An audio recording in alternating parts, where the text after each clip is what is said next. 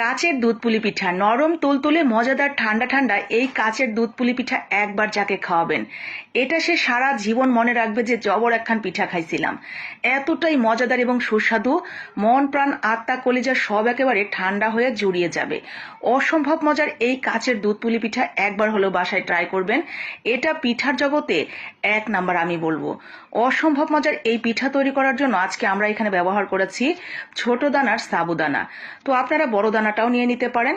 সাবুদানার সঙ্গে জাস্ট আমরা লবণ দিয়ে মিশিয়ে একদম সুন্দর করে পানি দিয়ে মেখে রাখবো। অতিরিক্ত পানি দেওয়া যাবে না, জাস্ট পানি দিয়ে মেখে এটাকে রেখে দিচ্ছি 10 থেকে 15 মিনিটের জন্য।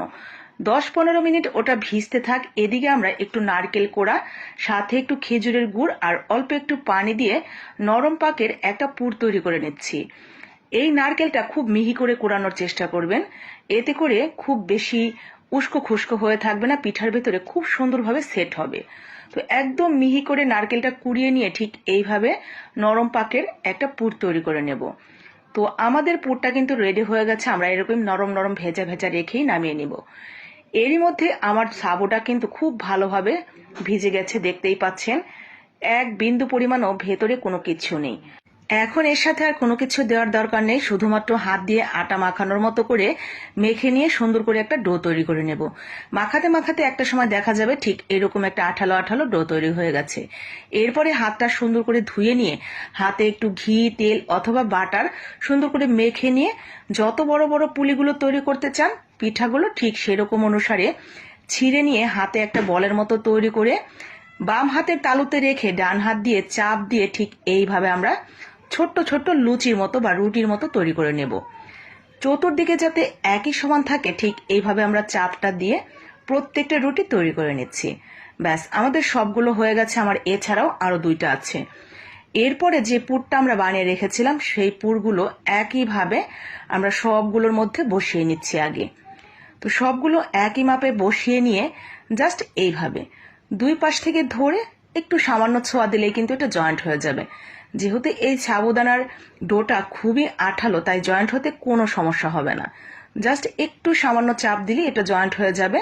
তো সবগুলো আমি একইভাবে জয়েন্ট করে নিয়েছি। এখন এগুলো আমরা দুধের মধ্যে দিয়ে রান্না করে নেব। আমি পিঠাগুলো তৈরি করতে করতে চুলার দুধটাও বসিয়ে রেখেছিলাম, আর দুধটাও কিন্তু জাল হয়ে গেছে। আমি গরুর দুধ দিয়েই রান্না করছি। আপনারা পাউডার দুধ অথবা বাজারে যে প্যাকেটজাত দুধগুলো পাওয়া যায় সেটা দিয়েও রান্না করতে পারবেন। এরপরে গরম দুধের মধ্যে আমরা পিঠাগুলো ছেড়ে দিব। অবশ্যই গরম দুধের মধ্যে ছেড়ে দিবেন। এরপরে 10 মিনিট বা 15 মিনিট লো আঁচে রেখে সিদ্ধ করে নিতে হবে। পুরোপুরি সিদ্ধ হয়ে যখন কালারটা একদম কাচের মতো, গ্লাসের মতো হয়ে যাবে, ঠিক তখন আমরা দিয়ে দিব মিষ্টির জন্য চিনি। যতটুকু মিষ্টি খেতে পছন্দ করেন সেই অনুসারে চিনি দিয়ে একটা এলাচ দিয়ে রান্না করে নামিয়ে নিয়ে এটাকে নর্মাল ফ্রিজে রেখে ঠান্ডা করে এরপরে পরিবেশন করবেন। আহা, এটা যে কি মজার খেতে! আমার তো মনে হয় আপনি বানানোর পর এটা একটা খাওয়ার পর আপনি আর কাউকে দিতেই চাইবেন না, এত বেশি মজাদার।